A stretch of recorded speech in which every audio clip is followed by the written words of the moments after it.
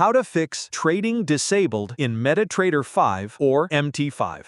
If you're seeing that trading disabled error in MetaTrader 5, here are a few reasons why it might be happening and how to fix it. Number 1. New account without deposit. The most common reason is that you've created a new trading account but haven't made a deposit yet.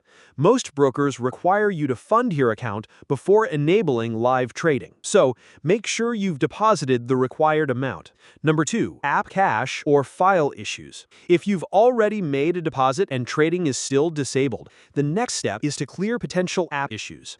Go to your phone's settings, search for iPhone storage or storage if you're using Android.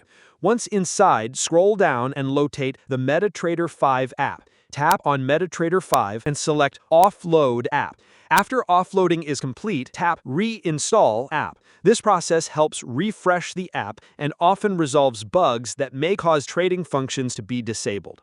Number 3. Market is closed. Another possible reason is that the market is currently closed. Depending on your broker and the asset you're trading, such as Forex, commodities, or indices, markets are not open 24/7.